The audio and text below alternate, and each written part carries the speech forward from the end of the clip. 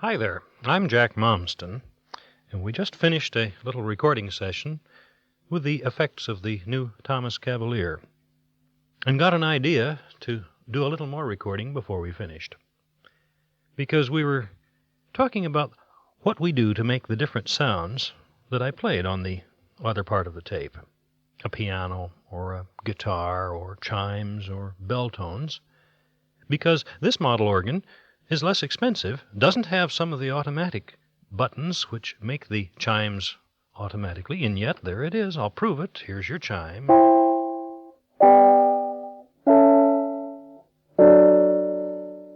So I thought I'd mention how we get some of these effects so you can do it on your own instrument.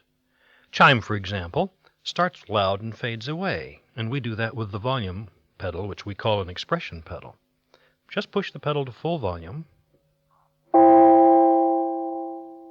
and after pressing the notes, you fade the volume away just by bringing the pedal back slowly and smoothly. A little practice, and it becomes quite easy.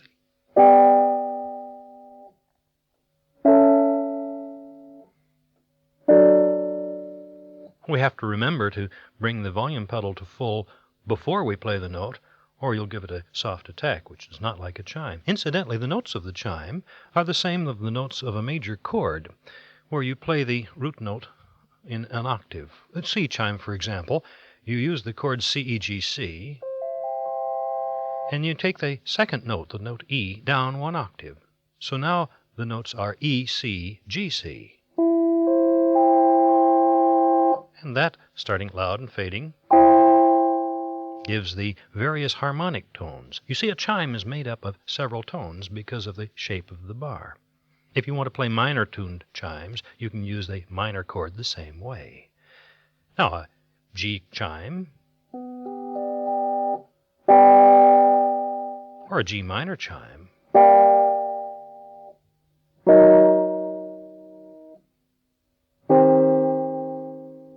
so much for chimes. They're fun. Bell tones, in general, start loud and fade away. The celesta, I use the flute voice, no vibrato, and then I roll the chord from the top down.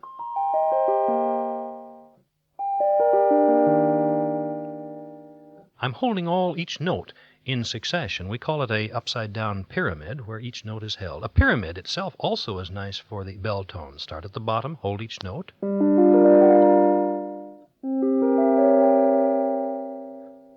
The same effect with vibrato gives you the Vibra Harp.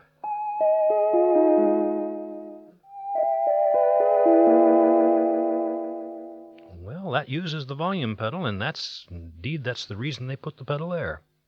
Now, piano used a similar effect. This time I used flute and trombone to make the tone of the piano, and I played what we call a block chord style, where we play all the notes together.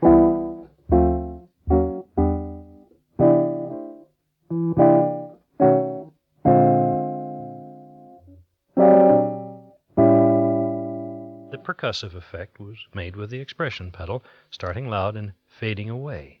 Similar style can be used. Accompaniment takes a little more practice. The steady left-hand chord. Well, for this we might turn on our little waltz rhythm and play it a little fast. And if we start with the second count of the waltz, it becomes a swing.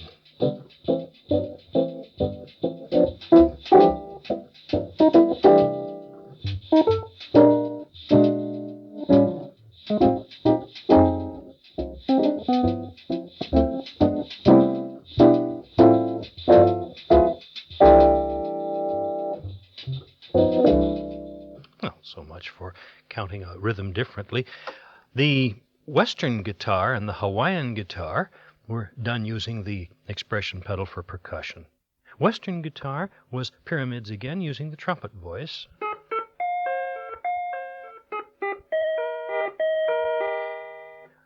To imitate an instrument, first we listen to how the instrumentalist handles the sounds of the instrument he's playing. Guitar, they quite often hold the notes on the electric guitar.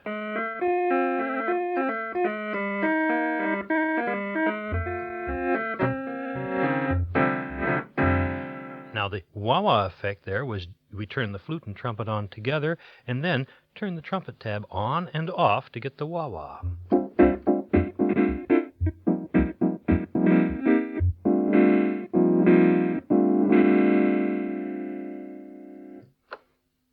Hawaiian guitar was trumpet and trombone with a vibrato, and we roll the chords from the bottom in the pyramids again, holding each note in order.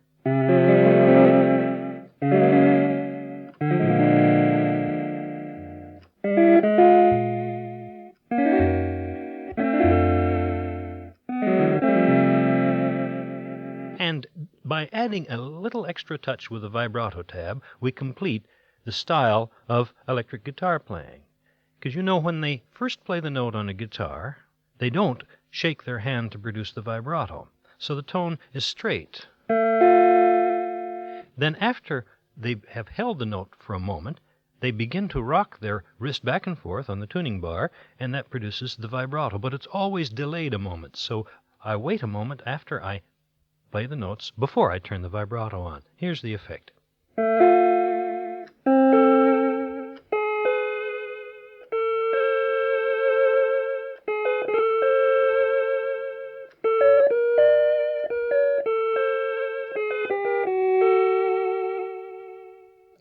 By playing a few notes and playing them in order, I imitate the plucking of strings in the guitar.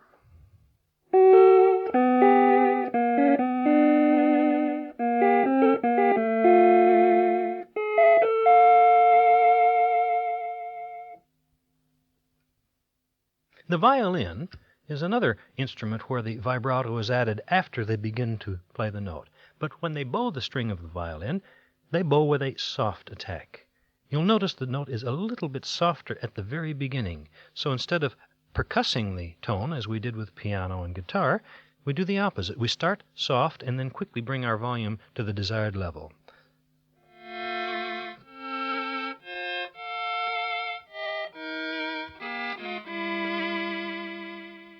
You'll hear this bowing action using the expression pedal to increase the volume at each time we play.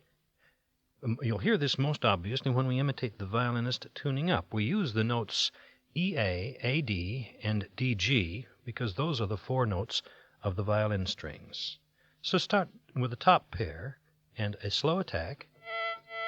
Next, then G, D, then back to D, A. Again. And then, if the violinist was going to tune his D string, it might go a little flat the first time, and then back to D, and maybe up to D sharp, and then back to D, and it would sound like this with the D and A strings. Putting it all together,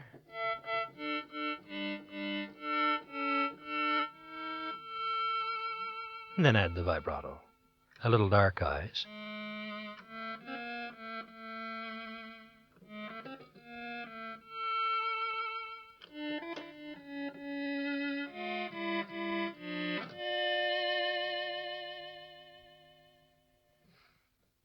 And that's much fun.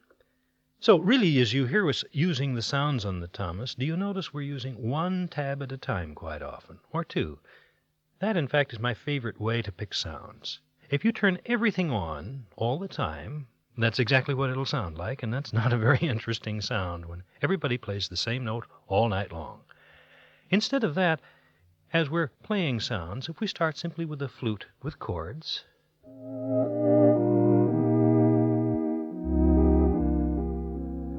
now, of course, when we're playing songs, we're going to keep the same sound and the same style at least one time through the chorus, so people have a chance to identify what we're playing and the sound we're using.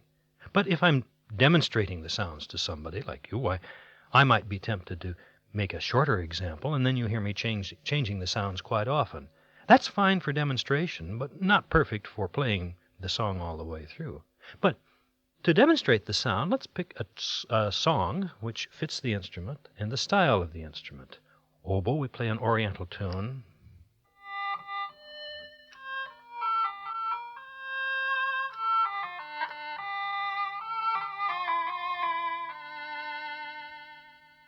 The trumpet, we use a trumpet style tune. If you want to imitate the trumpet, tonguing the instrument very quickly, why, you can use each finger of the right hand in turn. Start with the little finger, then go fifth finger, fourth, third, second, and thumb. And you'll find that practice this series of fingers on one note. In about a week, you'll be able to do them very accurately, very fast.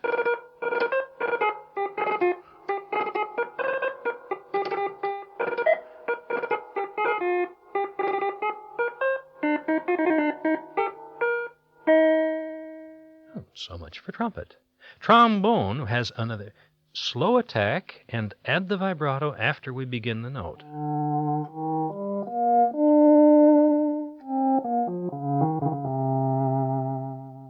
You can use the same to imitate an accordion, the violin and flute together. And here we hear a hand vibrato, a hand tremolo. See, an accordion has no vibrato or tremolo. So the accordion players make one by rocking the cord back and forth.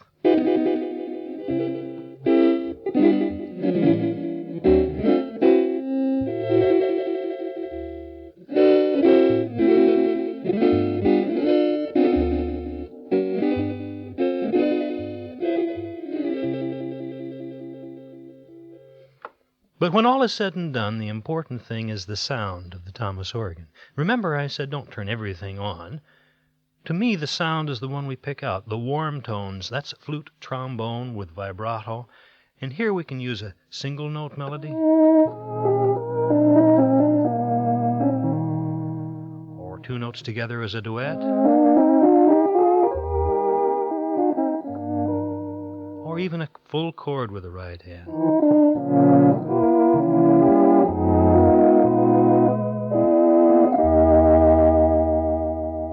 And this gives the organ a chance to speak for itself, which is nice.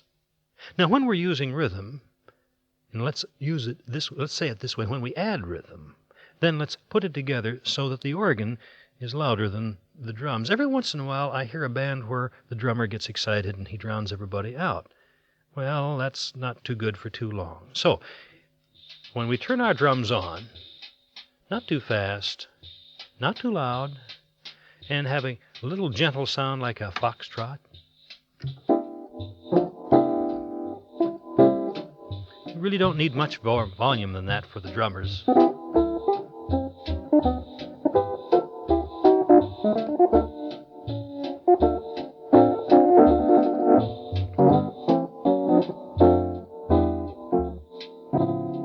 The ballad rhythm is an interesting one to use together with organ.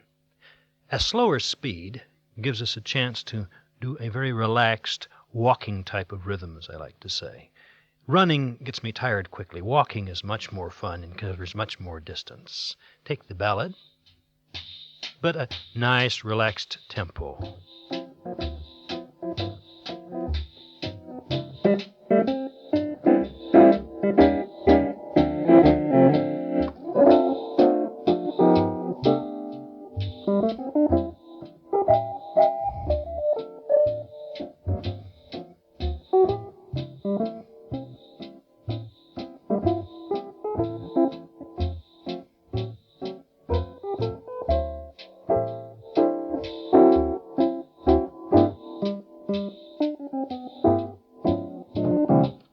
You'll notice there that are getting a left-hand chord on every count of the measure.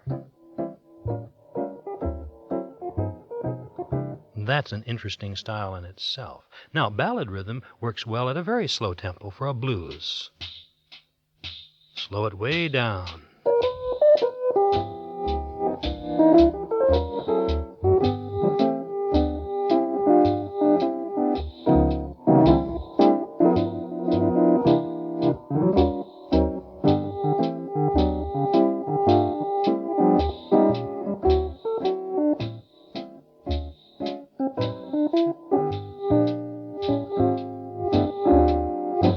Now, you remember earlier I told you we could use the waltz for a swing by counting the waltz starting on the second beat. Now, a slow waltz, listen to it, 1, 2, 3, 1, 2, 3, 1, 2, 3. Now, I'm going to move over and I'm going to start counting number 1 where I had counted number 2. 1, 2, 3, 1, 2, 3, 1, 2, 3, 1, 2. 1, 2, 1, 2, 1, 2, 1, 2, 1, 2, and here's your swing rhythm.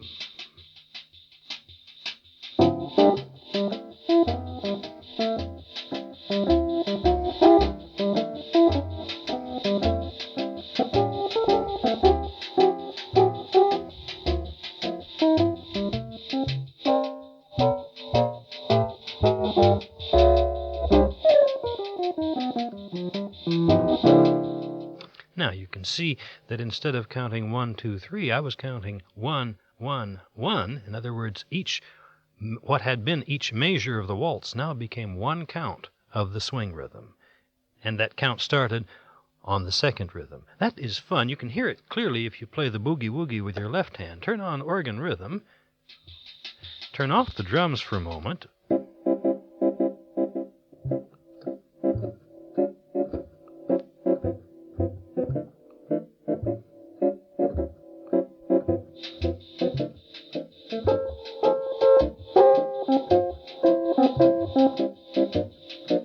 And that, of course, was what we used when we played the boogie earlier. And that's simply the waltz with organ rhythm at a fast tempo.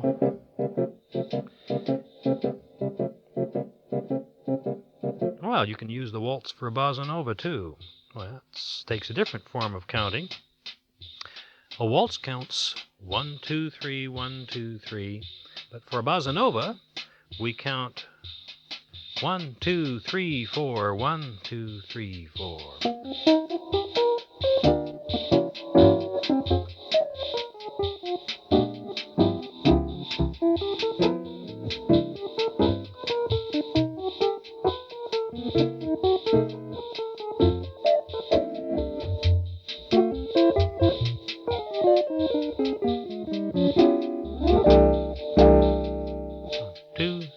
For Bossnova. Oh, lots of rhythms there. And rhythms are fine, drums are fine, but let's remember the most important thing is the sound of the Thomas organ.